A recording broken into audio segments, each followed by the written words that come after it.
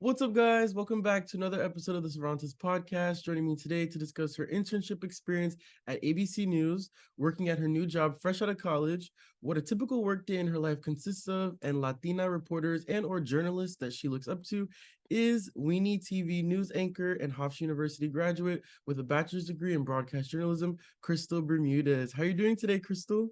Hi, I'm doing good. Excited to be here and, get to catch up with you as well. So it's a win-win for me. Yes, thank you for being here. Appreciate it. So my first question is, growing up, did you always know you wanted to become a journalist and news anchor? Hmm. Well, growing up, I will say I was heavily influenced by the news in the sense that, I come from immigrant parents. So my mom was an immigrant herself. So she was going through her whole process while I was growing up. By the time I was born, though, she already had her residency. So she was already on her way to citizenship. But before she got her citizenship, we were always looking at the news, seeing what immigration reform and legislation was being passed. And that's always been something really important, administration through administration, when presidents are elected, because laws start changing. So watching the news was something that was always playing in the house. Always, always, Right. always. I'm waking up, getting ready for school. Despierta America is playing in the back. Oh, I'm waking yes. yeah, I know, it's so nostalgic. I'm coming back from home and coming back from school. Primer Impacto is playing. And then, later on at night, in the evening, my mom is cooking.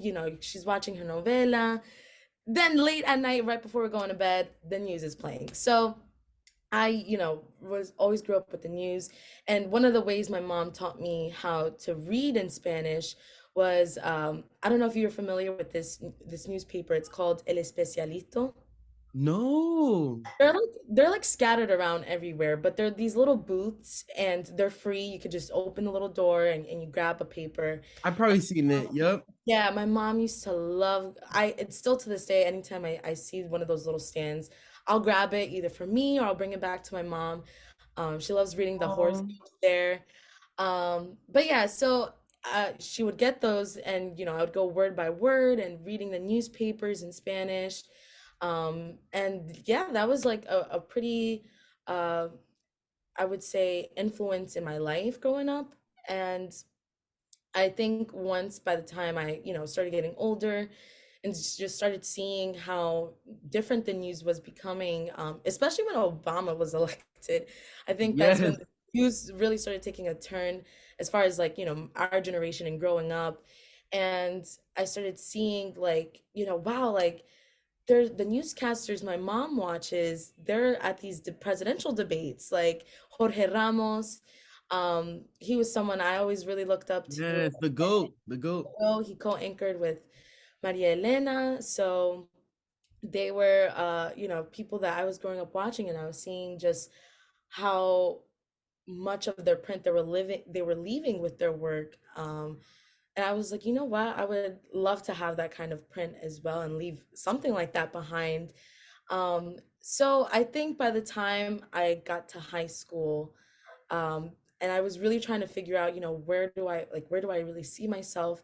Um, and I always knew I was very talkative. I always knew I had a personality. Um, and and I honestly give that to my mom because my mom, growing up, she was the Avon sales representative. Oh, okay. So that's where So you get it from. yes, so I would go with her neighbor to neighbor, and this woman knew everyone in our town. Like she knew how to sell you a lipstick, a perfume, like butter. It was slipping out like butter. I And love that. I love that. I grew up watching my mom, like, seeing how charismatic she was, how much of a people person she was because of, the products she was selling. So I was like, you know what, like if my mom had a chance to like do it all over again, I think she could have been a news anchor or been Wow. but yeah, so I will say that I knew like I was gonna do something and it was gonna be with my voice. I think So that's it took a beautiful. lot of like pieces coming together, in my life to Like figure that. it wasn't just like, oh, I want to do this. I'm watching this. This is my favorite show. I want to do this. It had a big impact. And thank you for sharing that story, because I know it's not always easy to share like immigrant stories. Yeah, And I think that's really beautiful. And it's like how our parents, how our family dynamics, our childhood can really impact what we want to do as a career for the rest of our life. Sometimes it's like, I'm around this, so let me like pursue it, or I'm around this, oh, let me get away from it. So I think that's really beautiful that you took that and like saw it as like a positive, like, ooh, like investigation and like breaking news and like watching the telenovelas, but then also like watching primetime TV. Like I think right. that's really cool. I think that's really cool. Yeah, I think so she would be it I'm was. sure she was super proud when she like you got the acceptance email for WENY. I'm sure she was really proud. Yeah, no, it was that is a whole other story that I could also share as well. Yes, But we got to get into that. But what is your background and what part of Latin America are you from? so I was born in New Jersey, in Bayonne, New Jersey. But my mom is from Nicaragua. She was born in Diriamba, but her family ended up moving to the capital of Managua in Nicaragua. My dad, he's from Ecuador. Um, and so yeah, I grew up with my mom, so I was more in touch with my Central American side, so to say. But I grew up in a melting pot of diversity in my town. And growing up in the projects, there's a little bit of everything, Middle Eastern, the Black community, Spanish community. So I grew up with a lot of Puerto Rican, Dominican, Egyptian friends. So Wow. yeah, I will say Dominicans definitely helped me with my Spanish and learning how to navigate that as well. So yeah. I love that. And it's funny because, like I said off camera, it makes sense that you grew up with a lot of Caribbean, Puerto Rican, Dominican, because when I first saw you, met you, spoke to you, I was like, oh, like she's Puerto Rican. That's my prima. Like we're cousins. You interned, so like you said, you went to Hofstra University. You graduated this year. You interned at ABC News in New York City from January 2022 to January 2023. What was that experience like? And what did you do? What did you do there? What was your position? And what were some valuable lessons you took away from that internship? Right. Well, thank you. Well, first of all, thank you for doing your research on that. Because Yes. honestly, that internship was such a pivotal point in my academic career. Um, Interning at ABC, I was interning with Nightline. So I was, at that point, I was taking about like almost 18 credits. I was interning. Then I had my student life, my social organizations I was a part of. So I was balancing a lot. And, I was also a member of WRHU, the radio station at Hofstra, working on my shows there. So it was a lot to balance, and it taught me a lot in terms of balancing myself as well, balancing my schedules, and being able to make time for everything that I pour into. So when I got the internship my junior year, I hadn't told anyone, all except one friend, and I didn't know that. I know everyone is sort of competing, for that spot in an intern as an intern. Everyone's trying to, applying and It's asking so around like competitive. it's so competitive. And I'll never forget, I did tell one friend that I had gotten the internship, and it came up in a conversation with another student, and I won't name drop them, but the friend that I had told, immediately came to me and was like, I don't even know what to do, but I was speaking to so and so, and I told them, they were saying that they didn't get the internship with Nightline, and Okay. um, you know, that my friend had shared with them, like, oh well, Crystal got a word back, so maybe you'll be getting it too, and maybe you'll hear back from them soon. And the student was like, "Oh, really? Like Crystal got the internship?" And he's like, "Yeah, she did. She just got the acceptance last night, whatever." And the student is like, I can't believe she got that internship. It must be just because she's Hispanic. They need a diversity number. She's a diversity hire. And my friend immediately like defended me in that moment because, I wasn't there, and was like, you I know love what? that. Like, Crystal works so hard. Like, you haven't seen her resume. Um, she deserves that position, and I don't think she's a diversity hire. And it was ironic because, when I did start interning, and there was three other interns, a couple of them were from NYU. They were from different backgrounds as well. So I'm like, I don't even know. I didn't even, respond or, even acknowledge that comment. I did bring it up to, to, what's it called? To, Like other friends. no, no, no, no, to, like the general managers of the state, like, the Oh, okay, okay. school, like the people that oversee stuff at the school. So I did bring it up Yes, to, yes. because I was like, that's not okay. Like, I don't need to be, my work does not need to be discredited that way. No.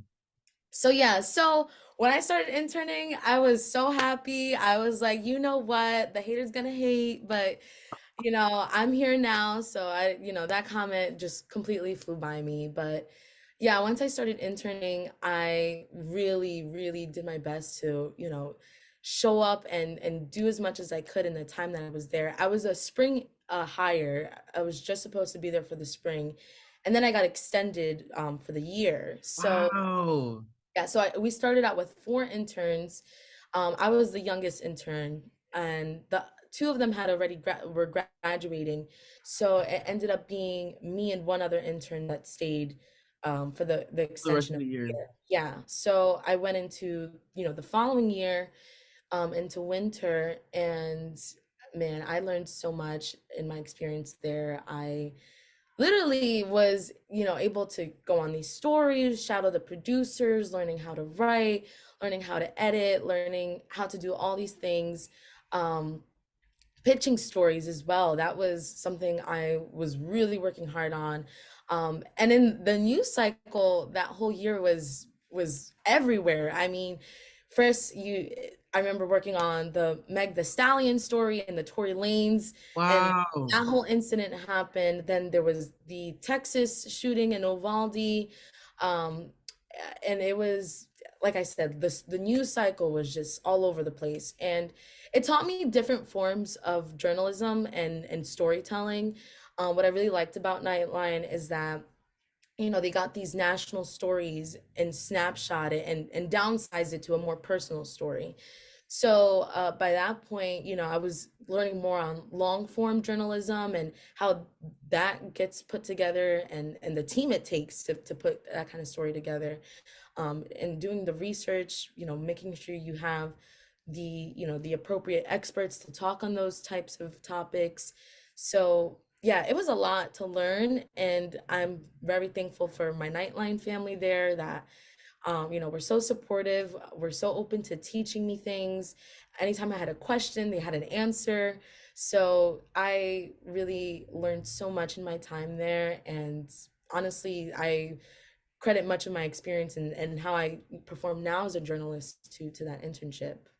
That's so beautiful. That's so beautiful. I love that. I think that's like the best place to like work, intern. Like I'm sure you learned a lot because they're the best. ABC, NBC, CBS, and I think that's why that person was hating because Yeah, no, they, it's such a hard it's such a hard thing to get. But it's just so that makes me so upset because it's like I'm unsurprised, but it makes me upset still because it's like, why are we still doing this? Why are we still having these conversations about diversity? What? Like, and honestly, like affirmative action, we needed that. We yeah. we still need that, unfortunately. And some people of color, Latinos, Black people, they may disagree and be like, oh, like I don't want to. Don't give me handout. Don't give me handout. But it's Mm, like I don't want a handout, but I do think this country should help us a little bit, given everything that's happened. And we can go on a whole tangent about that. But I think I'm so proud of you because that's not easy to get. It's not easy to get an internship.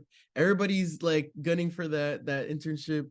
So that's so nice, and you learn from the best in the business. Yeah. I'm not just saying that because I work there, but it's really cool to see. It's really cool to see. And you did Nightline, and what I like about Nightline is that it's like a balance of entertainment, but then also news. And it's Right. murder cases, but then it's like pop culture, and then it's like the Mhm. election.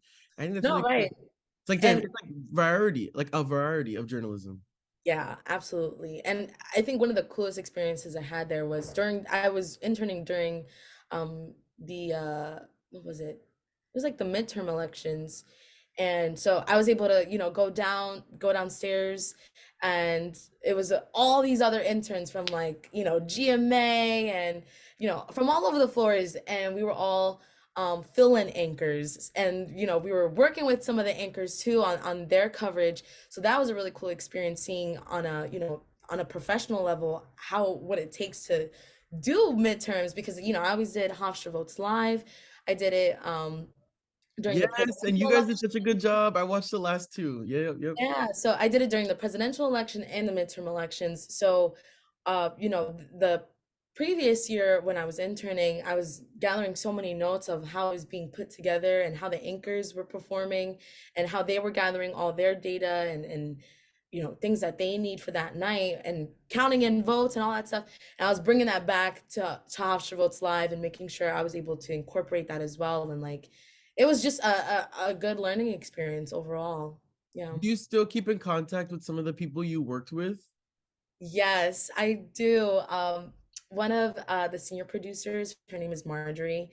Um, she was literally such a wholesome and genuine light in that room. She always pulled me like, Crystal, like there's this story here, you connect to this person. Always making sure like I was in the room and making sure that I wasn't missing an opportunity. So I still keep in contact with her. She was one of the first people I had texted, like, Marjorie, you're never gonna guess, like I just got hired Oh, at WNY. And she's had told everyone at the office that I was anchoring. And so many of them have to this day reached out to me and congratulating me. And even the new intern after me had messaged me and was like, Crystal, like your name is still being like mentioned in at Nightline, like all miss you. wow. Yeah, I keep in contact with them as much as I can, and try to update them. And I think it's really important to cultivate those relationships, whether you're in school or in a professional setting. One thing they always told us at Hofstra was, don't burn bridges with the people you're working with in your undergrad, because you never know who you're going to work with or work for, and you don't want to have, that burned bridge with someone. So you just never know who you'll need in the future or who That you'll is come so across. true. And it was very true for me, because when I was applying to WNY, Max Coven and Katerina Balalas, they're, two Hofstra Yes. alumni, they were already working there. And I had already previously worked with them, both in the Heat Network, the television network at Hofstra. Katerina, she was one of my mentors at the radio station. So, they were two people that I had already previously worked with and had built a relationship with them. And when I was applying, I could have easily reached out to them and been like, hey, I'm applying, can you like give, Like boost a me little up? umph. Yeah. Yeah, but you know what? I was like, I'm not even gonna tell them that I'm applying. I'll let it be a surprise for them. And Wow. I applied, and my news director, she had, looked up my profile, and so I went to Hofstra. So she asked them, she was like, "Do you guys know Crystal Bermudez?" It says she went to Hofstra, and they're like, "Yes, we went to school with her. Like, we love her. Like, you have like definitely like consider her." So they did end up reaching out to me like, "Girl, why didn't you tell us you were applying?" And I was like, "I just want this to be a surprise." So yeah, it's a really important, thing to know, is that you just never know who you're going to work with or work for, and you don't want to burn those bridges when, you're navigating through life, whether it's in, this career or any career, that goes for anything. Yes, God doesn't like ugly. My mom No, always he told doesn't. me that. And No, I he think does too, not. like, exactly what you said. When I was starting out with my TV production classes in like sophomore year, I chose my major kind of late, but my teachers would always say like, "Oh, look around. These people are gonna be your future coworkers." And I was like, "There's no way. We're gonna go to LA, Miami, like we're all gonna be spread out. TV is huge. TV and film is huge." When I got to ABC News and when I did the freelance job at NBC, I saw Zach, I saw Gabby Marinelli, I saw Yao walking across the street to go to his internship. I was like, oh my God, like Yeah, these are all people that I like went to school with, had the Very Chu, Heat Network. So it's like, wow, you really, they were right. You really will work with or for your former classmates, your peers. So that's why you do have to foster those relationships, make good impressions, don't talk ish about people, yeah. don't spread gossip. And I think also too what I like about Marjorie, and Yao said the same thing. I just did an interview with him about journalism as well. He said that like someone else in a high position helped him. And I think it's so important that when you work your way up, you hold the door open for other people to come in, especially people Yeah, like us, like Black and Latino, because it's harder for us to get to these ABC, CNN, CBS. It's harder for us to get that. So when one of us does get it, hold the door open. Or even if you're not a person of color, hold the door open for people coming after you. Because I right, think, I don't know, it's always important. My parents always spoke about like paying it forward. You know, right. I'm You always grateful. want to pay that forward. No, and I'm a firm believer of like, what you put out comes back. Things always come full circle. So yeah, that's absolutely true. Yep, that's so. I love that you had that experience. I saw you got to meet award-winning journalists and who the New York Times called the voice of Hispanic America, Maria Elena Salinas. What was that experience like? Especially like now that I know that you grew up watching her, and did you get to work with her in any capacity? I'm like, I literally just got goosebumps because Ah, it's like it was that moment, like literally touched a part of my inner child. Because like you said, like I grew up watching her. She's such a generational name. My grandmother watched her, my mother watched her, I watched her. And the timing was, I don't even know how to like, it's just crazy how things work behind the scenes and you don't realize that there's things happening that you don't know is going on that is going to bring you to the exact moment that you need to be in, And yes, I remember I it was when I first started, like literally within the first 2 weeks of me interning. Where I'm jumping on the meetings, and she had previously worked for Univision for I think almost like 40 years, I want to say. yes. I'm And gonna say Telemundo, but yeah, I think it was Univision. yeah, it was Univision. I'm pretty sure it was 40 years. You have to fact check me on that, but um, she didn't renew her contract with Univision, and that was, you know, I would say really a shocker to a lot of families. A lot of Spanish homes like, wait, what do you mean she's not resigning? And she became an independent journalist and now is a contributor to ABC News. So she switched over, and in the time that she switched over, she was part of ABC right at the same time that I was first becoming an intern. So I remember getting on the Zoom call and they're like introducing this new course, this new contributor.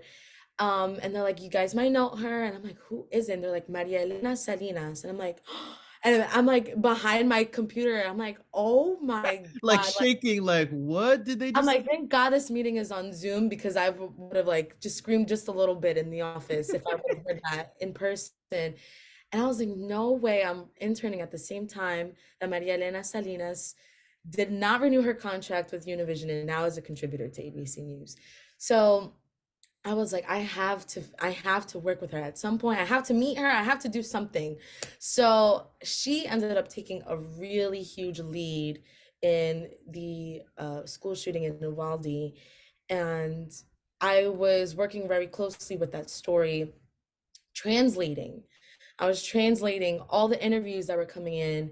And it was, I will say that in itself was a really huge, like,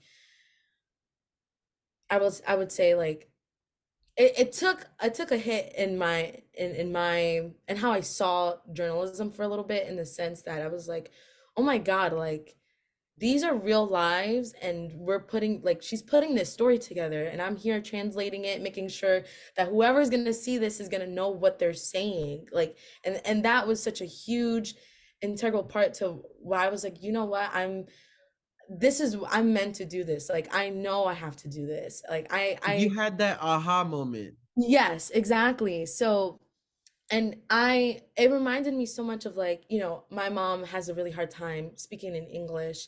And I always hope that, if she's ever out somewhere and can't communicate something, that someone can be in the room and be like, what do you need? I'll translate it. Like, being able to translate those stories, those voices, like, meant so much to me. And in that moment, I was like, seeing the work she was doing, how she was approaching a lot of the people she was interviewing. It wasn't easy. I mean, these are parents that literally sent their children to school one day, and then their child or children didn't come back.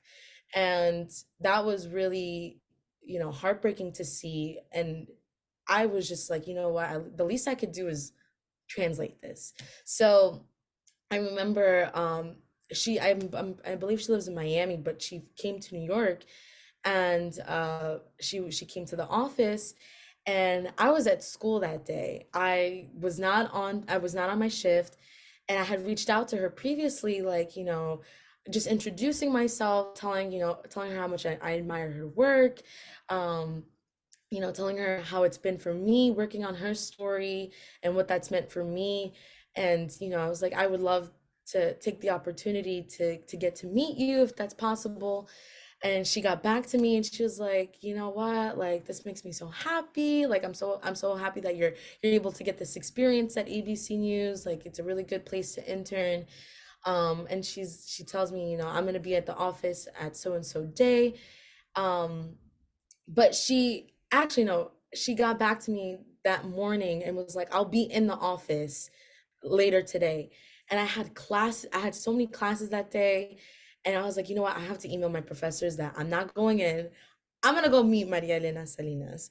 I So love that. I was, I got back to her. I was like, I'm on my way right now. I jumped in my car and I drove into the city, parked, and I went to go meet her, and we were talking, and she was giving me so many tips, and she taught me so much about seeing people as humans, like we're humans. And when you're telling these stories, you can't go into it like, oh, I'm gonna, email this subject. No, like, that person has a name, they have a story, they have a background. And just seeing how she approached so many of these families, these victims of gun violence, it taught me so much on how to see these stories and how to approach people and speak to them. And watching her, I'm like, it doesn't even feel like she's interviewing them. It feels like she's actually sitting down, and it's she's there, she's consoling them, she's showing so much empathy. And I think that's what is needed, in not only in this field in journalism but in the world, is empathy, being empathetic.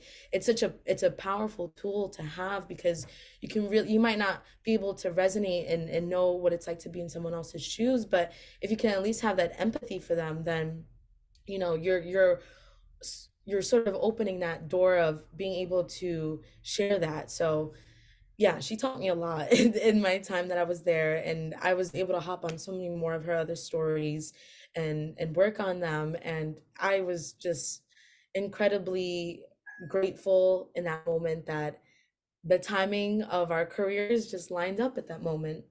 I think that's so amazing that you got to meet one of your heroes. Like, that doesn't happen all the time. And then meeting your hero and they live up, they surpass the expectation. Because sometimes, people are like stuffy or like closed off. You got to reach out to the assistant, and then Yeah. they get to her. And I love that. Like, I would have done the same thing if it was Oprah or if it was Yeah. like Tyler Perry, these people that I look up to. I would have took the whole day off too. Like, nope, I'm good. Classes can wait. Let me go see them. So, Yeah. but I'm so glad that you got to learn from her, because who else better to learn from? It's amazing that you got to meet her, learn from her, work with her, and the power of translation. I didn't Mhm. realize, like, I knew learning languages, like, oh, like that's I always like admired people who knew multiple languages. Like, oh, you're so smart. That's beautiful. I didn't realize until what you said, like the power of translation, especially with these stories and all those poor like Latino kids that died. And it's just so, and like you said, it's not just a headline, it's not just numbers. These are people, these kids, little kids.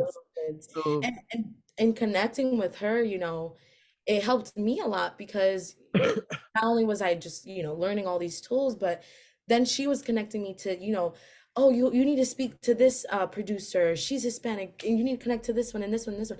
So then I was like, oh my God, there's so many Hispanics at ABC that I had no idea.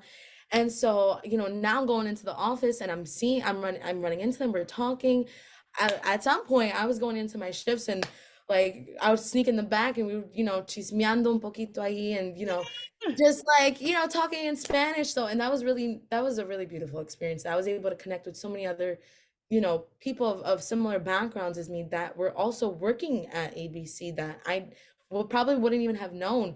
And it was so funny. I remember there was this one producer. She was like, how did I not know you were Hispanic? She's like, your last name is literally hyphenated and Lucio Bermudez.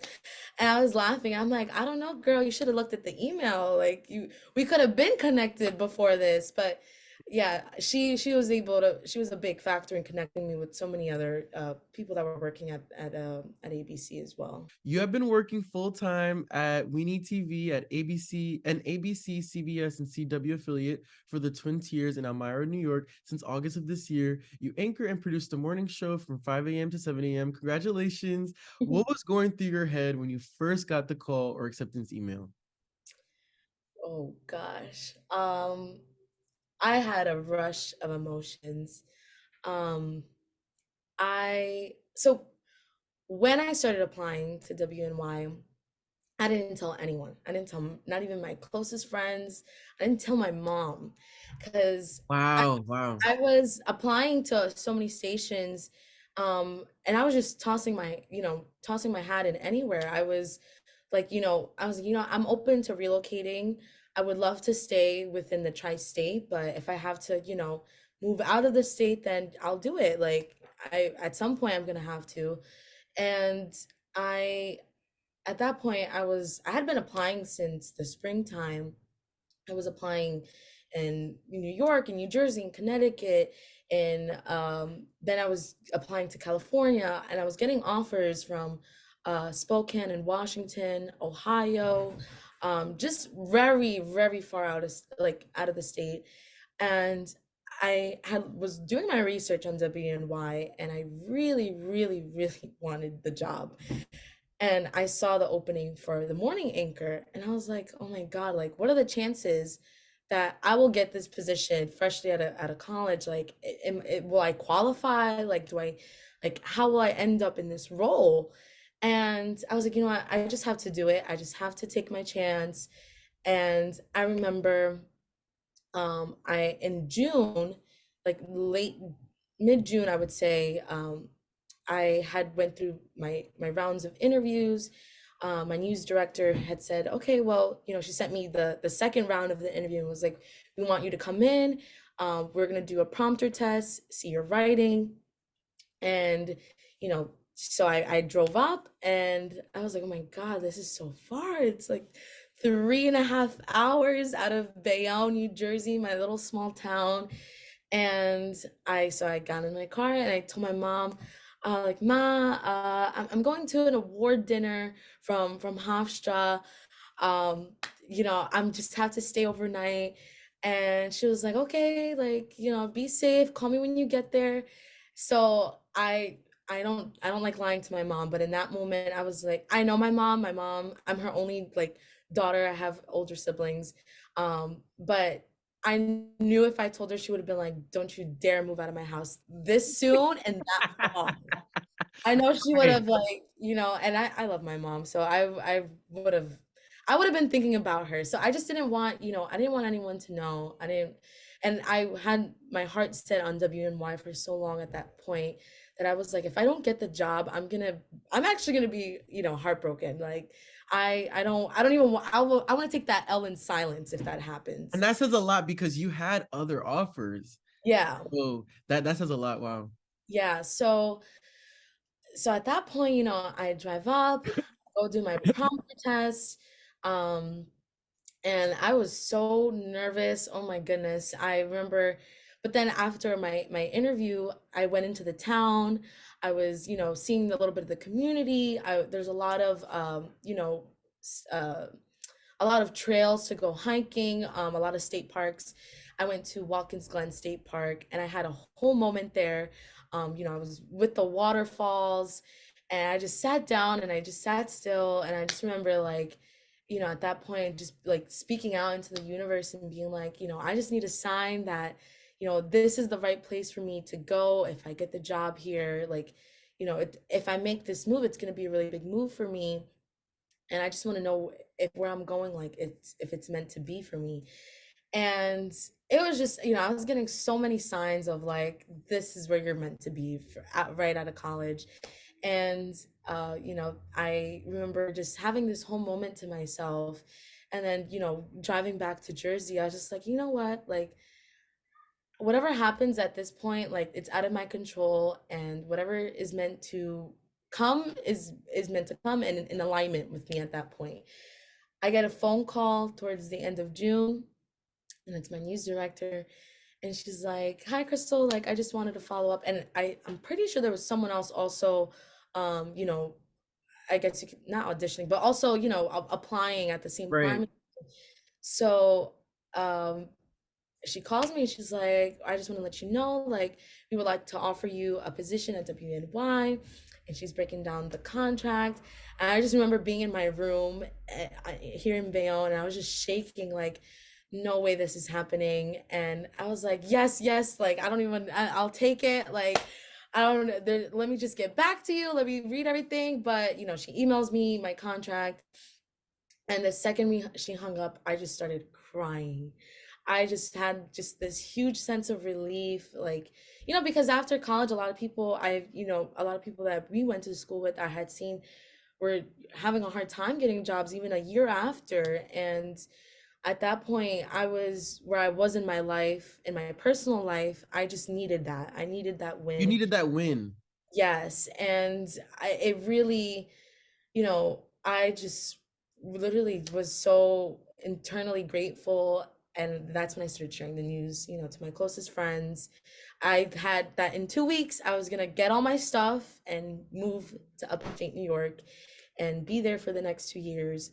So I was so overwhelmed with emotions, but in the best way possible. And I just remember telling my mom, and my mom just started crying too, like, like, I can't believe this, like, you're gonna be on TV now. She just couldn't believe it, and I couldn't believe it either. And for a long time growing up, I did have imposter syndrome. And it took a lot for me to break out of that and know that, I am able and capable of doing these things. And I remember interviewing someone. His name is Francisco Burgos. He's an actor. He's Puerto Rican and Dominican. And Nice, nice. I had interviewed, and he said something to me that has resonated with me for so long. He was actually one of my first interviews I ever did at Hofstra, like with a camera and everything, for one of my class projects. And he tells Wow. me, don't become a product of your environment. And that line stood with me for so long because I grew up in the projects. A lot of the kids I went to school with didn't pursue higher education because of, economic situations. Financially, it's hard. I took a big leap of faith going to Hofstra and having my mom do, invest in me in a sense, and support for my family as well. And at that point, seeing that all those years did pay off, I do get to do this job and I do deserve a seat at the table here. So it meant a lot to me. And it just really ignited a fire under me that, the only way I'm going from here is just up. So, Yes. uh, and I was very humble about that. I am humble. I think that's such a trait that more people need, in life, is knowing that things, just as easily as you get them, you can easily lose them as well. So Yes. to be very Yes. It doesn't grateful. go with you to the grave.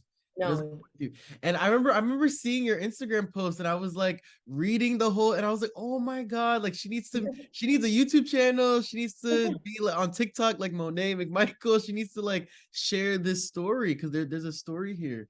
But Yeah, I'm so and that's proud. something I've been doing more is sharing my story. Because growing up, I didn't know there were, uh anchor like Hispanic anchors or journalists in the, the English network and the American network. I didn't see that representation growing up, and it was just if I tuned into Univision or Telemundo, that's when I saw them. But if I went on to like News 12, I did not see that. So, I was like, you know what, I need to start sharing my story. Like there has to be more people like me out there, or another, Hispanic girl growing up thinking to herself, can I do this? Um, and despite whatever circumstances she might have, like I want to be able to reach her and tell her, yes, you can do it. I'm a success story, and I hope you take that chance as well. So yeah, I'm a firm believer that, the more you share your story, the more people you're looking to impact. It helps people. It helps people because I'm sure there's Latinas or just women that are inspired by you, want to DM you. And I'm Yeah. sure they will maybe after they see this episode because like, it's really important and people look up to that. You look up to Maria, and then people are gonna look up to you, Right. now and more as you continue to flourish. And I'm just so proud because to be a morning news anchor at 23 years old, 22 years old, like that's crazy. Like that's amazing. That's so amazing. I honestly have to like remind myself, I'm like, oh my God, I'm 22 and I'm a morning news anchor. Like I'm like this, I don't know who's the riders of my life are right now, but I'm like, y'all are popping off. You guys Keep writing. keep riding. I'm excited for 2024 now. That's amazing. That's so amazing. Like I don't know anyone that young. I would, or maybe I do know people, but I always assume that anchors are like older, like maybe 28 and up, 30 and up. But that's such an accomplishment. It's such an accomplishment. And I'm sure if you went to like Westchester or Long Island, it's like, oh, okay, I can do this, not too far, but to move all the way to Elmira, like that's a big move. So that's like that's adulting. I'm sure it's not easy having to work overnight since you do the morning show. Can you walk us through a typical workday and week for you? Yeah, so my shift starts at midnight and I'm working until 8 a.m. And it's so funny because like I'm like up when the world is sleeping in a sense. And so I'm seeing all these stories coming out, and I'm writing the stories in a rundown as I'm producing with my co-anchor Kurt. And it was an adjustment at first. I remember doing the shift like in the first week. I did oversleep one day, and they were calling me, and I was like, "Oh my God, like I'm so sorry." I was hard. I couldn't figure out how to sleep during the day. So eventually I did, get the hang of it. I am a night owl, so that kind of did help me, um, being able to adjust to my new sleeping schedule. But I had to figure out a whole new schedule. I get out of work at 8. Okay, so when do I do my errands? What time should I be going to sleep? Um, so I really prioritize getting my 8 hours of sleep just because of, being up all night. So I try to sleep by 2, 3 p.m. By the time I wake up though, I'm already, packing up my makeup bag, making sure I have my dress ready. Um, and it was a lot to adjust to working in the overnights. And then also learning how to do my makeup fast. I used to like growing up, I hated makeup. I hated the idea of it. I was just one of Wasn't a those, fan. it wasn't thing at me. I was like 14, 15, and then ironic though because I told you my mom was a Avon, you Oh know, wow, that's funny. Yes. and she always had makeup, and I wasn't interested. And as I got older, I started learning more about makeup, how to do it, and I really got it down to the point of like how to get it, get my look in.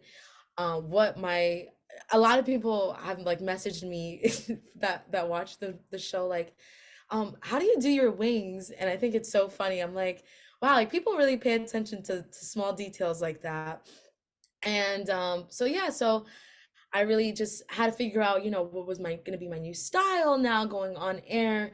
When I did accept the job, I was broke as a joke. I had like $50 in my account. I had no dresses. So the first thing I did before moving up was I grabbed, I try to save up as much money as I can. I went to the nearest thrift store. There's so many in New Jersey. And I just bought like a bulk of dresses. And I'm like, this is what I'm gonna be wearing for like the next 2 months until I could get myself, up and going now. So yeah, at that point, it was a lot to transition into, but again, like I started figuring out my schedule, really prioritizing my skincare as well. I Yes, read because this. you're putting on the makeup, so you want to make sure that like you don't like what's it called? Like cause acne, get acne because Right. of all the makeup. Yeah. Right. So yeah, so the second I'm done with work, I get up, I go to the gym, I do my errands, go food shopping if I have to, get home and shower, do my skincare, and then from there, just go to sleep. And that's pretty much what it's been like for me these last few months now, is just really taking care of, myself physically and then also, mentally as well, because you know how the news is. How do you prioritize self-care and take care of your mental health, covering such complex news stories such as everything going on right now between the upcoming election and Israel and Palestine? Yeah, that's a good question. I try my best when it started honestly at my internship when I was doing working on a lot of the Waldi stories. And I remember during my internship, like I ended up getting this book, this like self-help book, and it was like a gratitude book. And I would be able to journal like, things that I'm grateful for today. One thing that it has like all these prompts, and it's the same prompt, and you could just, journal it out. And I had to do that during that time because, the news was kind of getting to me. I was like, I can't believe like this is happening in the world, and we just move on to the next story, or we move on to the next day, and like all these lives are being affected.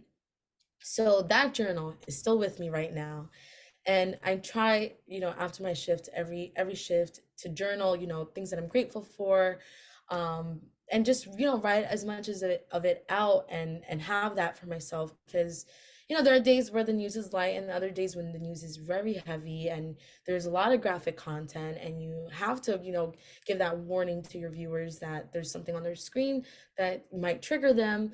Um, and sometimes I've approached a lot of my stories in a more logical, try to leave the emotions out.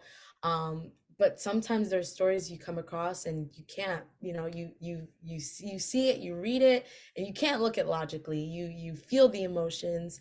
And that's one thing that's really important, is whenever those emotions come up, just being able to process it, being able to internalize it. And then I try my best, not to take those feelings with me back home when I'm leaving. Um, Right, that's important too. Not taking like your work home with you. yes. So, I do that. And I try to have a creative outlet for myself. I love poetry. I love writing. I have a poetry page. It's called Eat, Read, Love Poetry. Oh, I Um, didn't know that. Yeah, Okay. so I try to have that outlet for myself to write as much as I can in a creative way, not just, writing news stories. So that has helped me a lot. I try to write as much as I can, read as much as I can. But yeah, it all comes down to just knowing how to balance your emotions and staying up to date. I mean, the news has been heavy. There's a war happening. You have Israel and Hamas going to war, Ukraine and Russia. We have the elections coming up. I've been watching all the debates, all the GOP debates, and my job at the end of the day is to just try to be objective and not be biased, and just tell the story as without being biased, and leave that for the viewer to interpret and take whatever they grab from that, because at the end of the day everyone internalizes and reads things differently. We all have different experiences, different outlooks, different perspectives. So I'm not there to change anyone's mind or anything. I'm just there to report whatever I can. And sometimes I do try to jump onto stories, um and go out onto the field myself. And that has been a really rewarding experience, being able to go out and shoot and write, and really being intentional when I'm writing in my Yes. script. And being intentional in everything you do is important. So especially when you're writing a package, you want to be able to make sure that whoever is viewing this at home, that they're able to take something away. So That uh, human connection. the That human human connection, connection, that's right. it's all it comes down to. So I definitely will say though, um, I have had people message me like, oh, like, well, you're not reporting this or you're not reporting that. And there have been times I'll ignore it, but then there are other times I'm like, no, no, no, no. Well, I'll send you the receipts, I'll send you the links. We Yes. reported this. So yeah, I will say though, it's interesting to see because you really get to see how people react to stories, and again, it comes down to what are everyone's individual experiences like. Everyone um reads things differently, so it's a lot to balance. But yeah, just trying to stay informed as possible is super important to me, and being up to date with what's happening. um there's no excuse at this point, if you aren't doing your homework and doing your research at this point to assess your own judgment, then you're just turning a blind eye at that point. So I think it's You really shouldn't do that. And that's why I'm always like a little taken aback when people say that they don't like history, or they don't like to or like they don't like to stay informed, because I'm like, it's so important. Like, history, where we came from, has a big, like, what's the word? Like, it has a big saying in like where we're gonna go. And right. it's so important to stay informed, because I don't want to just like listen to Drake and Right. like like e news. I don't want to just know what's going on in pop culture, whatever. I want to know like what is going on, Israel Hamas war. I want to know about the Republican nominee, Trump, DeSantis. Oh no, it's this new guy, Vivek. Like, I want to know what's going on, Yeah. because I just feel like you, as humans, and just in this day and age, I feel like you just should, because Yeah. it has an impact on your everyday life. I know being a bilingual reporter is important to you. Have you gotten the chance to speak or report in Spanish on the show yet? So, not speak or report in Spanish. I try to incorporate as much, um, stories of my community, and throw that in there.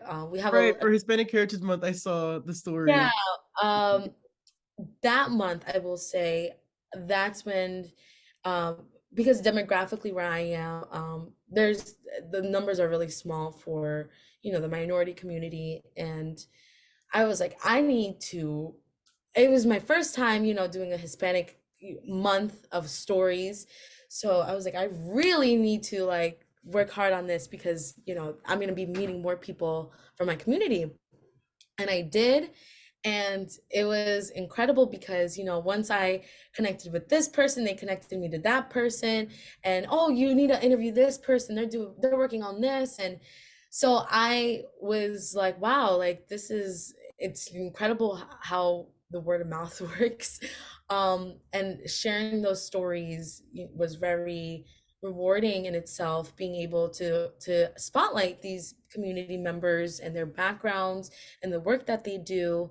Um, but aside from that, I don't know for sure if I could do something in Spanish. We do have an affiliate, a sister station in Puerto Rico, so I've been working pretty Ooh. closely, hopping on projects for them, doing voiceovers in Spanish. I would love to do a story in Puerto Rico and maybe be a contributor to that. That's sort of one of my projects I'm trying to work up right now for next year, to see if I could go to Puerto Rico and maybe do a story, an investigative piece. Um, and again, like it has really taught me a lot that being able to speak, read, and write in Spanish is such an essential tool. I mean, Spanish is like the number one growing language in this country. So being able to be that bridge to communicate with other people has been so rewarding. So I will see in the future. I would love to do something in That would be Spanish. amazing. That would be Um, so amazing. I do share a lot on my TikTok, like, I do little vlogs and like my day-to-day life. And I did this little bit where there was a Spanish prompter and I was like reading it in Spanish, and everyone in the comments were like, "Oh my God, like I can't believe you can even read that fast." Like I stopped at buenas, like but anyways, it's like I would love to in the future. Maybe we'll see anchor for a Spanish news station or something. It's definitely not something I've ruled out. I would love to do that. But yeah, we'll see.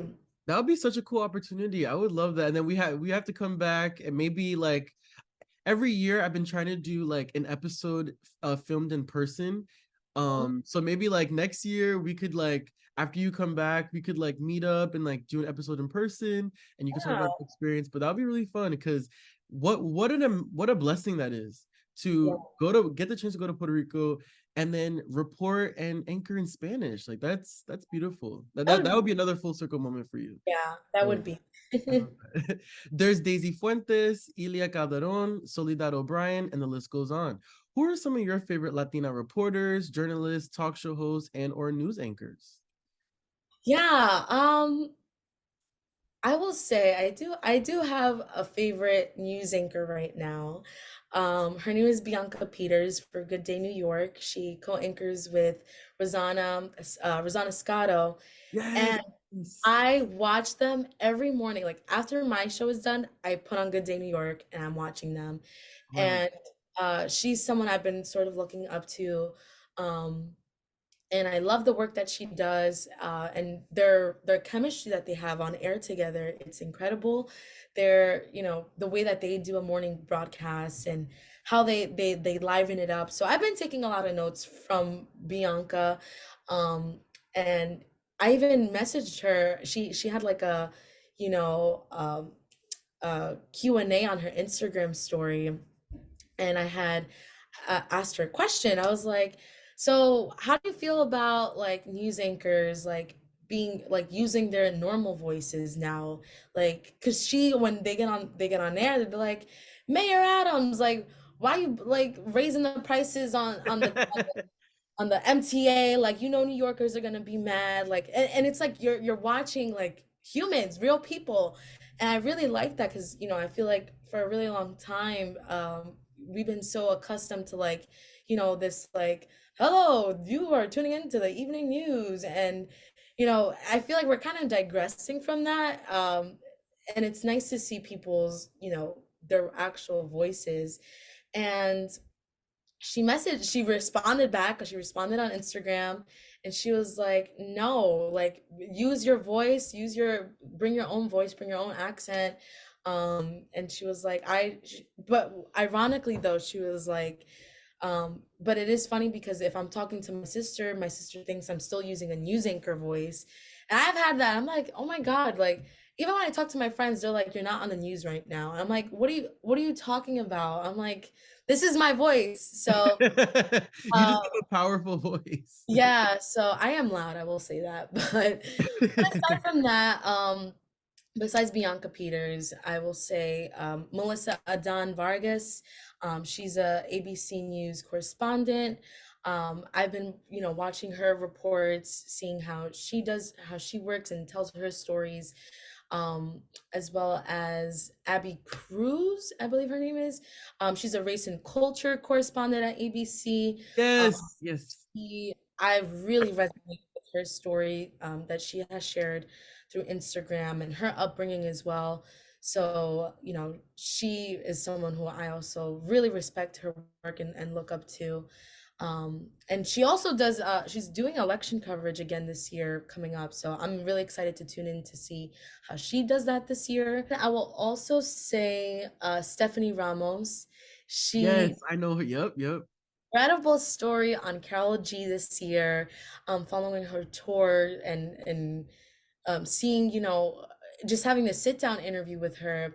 And, Carol G for most of the interview spoke in Spanish, so she was able to translate the story, and it ended up airing on Impact, which is a segment from Yes, 9. I love Impact.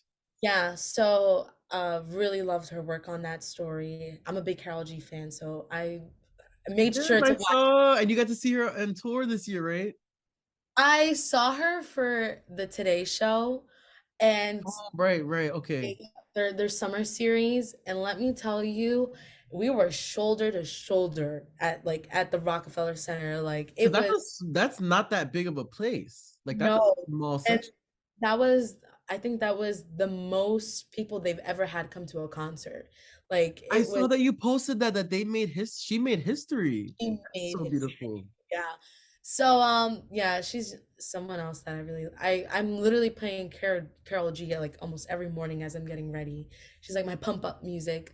But yeah, but those are a few I would say that right now I really look up to and really admire their work and what they're doing, and I try to learn as much as I can from people that are um in a higher position than me, and absorb as much as I can. Now we're gonna move on to some TCP rapid fire questions. You don't have to answer them quickly. I just call them that. But the first question is, what makes you laugh the most? Right.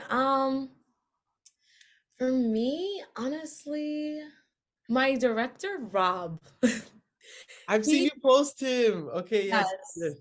Um, we just had a little TikTok moment because I made a video where I was like, how do I explain to my American coworker that I celebrate Christmas on the 24th? And we're just like dancing merengue. He's someone really who I really like. We vibe so well. We always know how to make each other laugh. So yeah, I will say Rob. And then aside from that, I love one podcaster that I listen to is Leo Skepi, Aware and Aggravated. And his podcast, like his energy is you just feel it through. Like I normally play it like when I'm, driving back home to Jersey or if I'm driving to work. And his energy, you could just feel it right through like your speakers. And he's sometimes like I'm like listening and I'm like, oh my God, he just humbled me. And then other times I'm like cracking up and I'm like, oh my God, how does I gotta tune in. I gotta tune in. he has a good podcast, Aware and Aggravated. Three things you're grateful for. Three things I'm grateful for. I'm very grateful for my family and their support and my friends, especially through this journey so far. They've helped me a lot in my transition and helping me get to where I am now. So, yeah, my support system. Secondly, I'm very grateful for just life. I mean, this is we only get it once, and it's a learning experience. I've been learning just how much we can do in our lifetime. And I feel like I've lived like 7, 10, 8 different lives. Like, I, it was a really big thing for me to move out of, my projects and, now live on my own, and that's it. I'm not on my mom's lease. Like I have no other choice but to figure it out now. So yeah, just life. I'm very grateful for life, the opportunity to, make mistakes and then correct your mistakes and just learning and evolving. We can't stay the same forever. There's so much that changes us and the world around us. So yeah, life. And third, I'm very grateful for the connections that I have cultivated and have been able to nurture up until this point. I don't think things happen out of coincidence. I think you meet people for a reason, um, and it's meant to catapult you to other places. So yeah, I'm very grateful for the people I have met up until this point in my professional life and in my personal life. And just, I feel like there's always an exchange that happens with the people that we meet, and whether it's a small impact or a little impact or a big one, like those people leave something with you. So yeah, I'm just very grateful for those experiences. What would you tell your younger self? Oh, my younger self was she was a little chaotic, I won't lie. I went through a lot as a kid and growing up, and different things that happen in life events.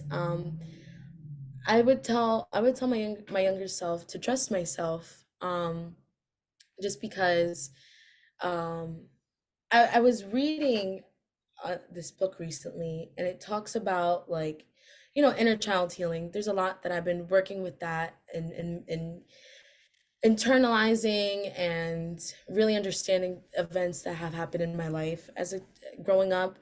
And that has been a huge thing for me this year, is just nurturing my inner child. And I would tell her to just trust myself, because in this book I was reading, it was talking about like, the more you nurture that, the more you're letting your younger self know, like, you can count on me. Like, and that's been huge for me, because, I am on my own now. I'm paying my own bills. I'm, Big I'm girl job. big girl job. Like, it's a lot of changes, and it was scary. It was really scary at first to go through all these changes and not know, like, if I would be okay, if I would make it through. And I've just been trusting the process, trusting the timing, and just trusting myself. And that has been something that I look back to. And I wish I could tell my younger self, like, you trust on yourself and trust your intuition and trust everything happens for that reason. And that's it. Because I think growing up for me, I always just wanted to be in control of things, like know the outcome. Um, and that just comes from, childhood experiences I had. Where do you see yourself in 5 years? Oh, bro. Oh, brother. I mean, like, 5 years, I'll be 27, pushing Woo! 8. I can't even imagine what Crystal then will look like, where she'll live, what will happen. But um, you know, it's funny because I was just telling this to my friend the other day, like, I've like been measuring my life by the things I've been committing myself to. Like, 4 years of college, I'm like, oh, when I graduate, I'll be 22. Like, who will I be when I'm 22? I just, I have a 2-year contract. When I'm done, I'll be 24. Who am I going to be then? And it's weird to think of it that way. I don't know why I've been thinking of it that way, of like kind of measuring myself through these commitments I've been putting myself through.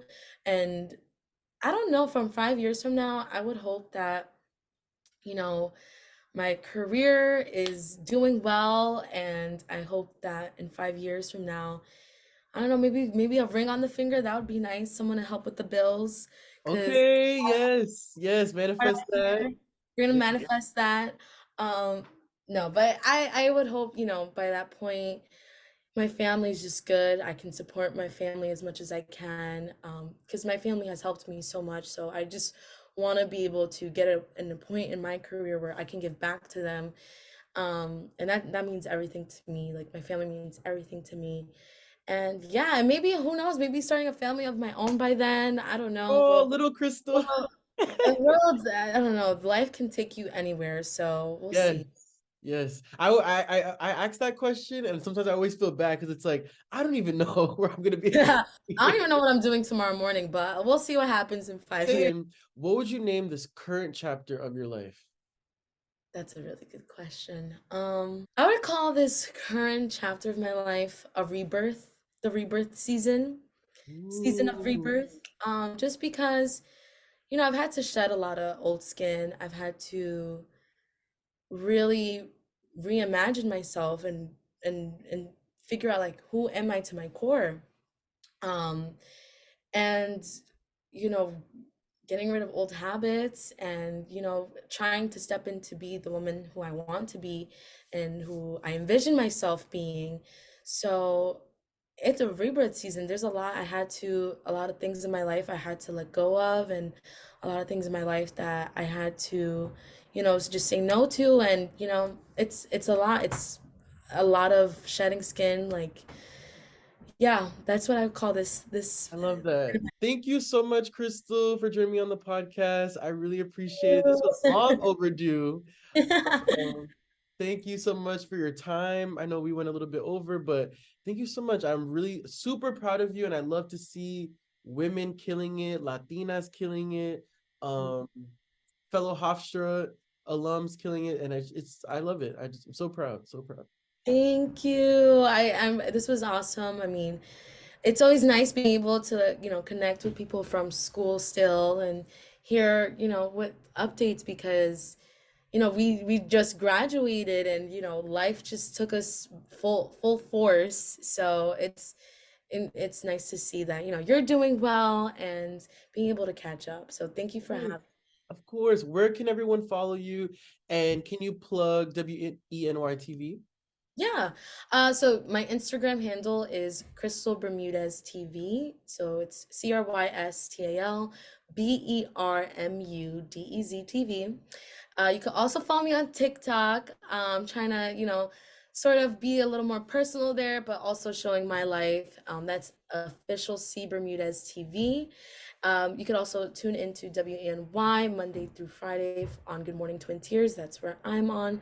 From 5 to 7 a.m., we have a live stream. Just go to our website, weny.com, or get the app. It's also called WNY. We send updates. You'll get updates on when, Good Morning Twin Tiers starts, and you'll see me and my co-anchor, Kurt. Awesome. Thank you guys so much. I want to hear from you guys. So if you're listening to this episode right now on a podcast platform, be sure to leave a rating on Anchor, Apple Podcasts, Spotify, or wherever you listen to podcasts. If you're watching this episode on YouTube, don't forget to like, comment, and subscribe.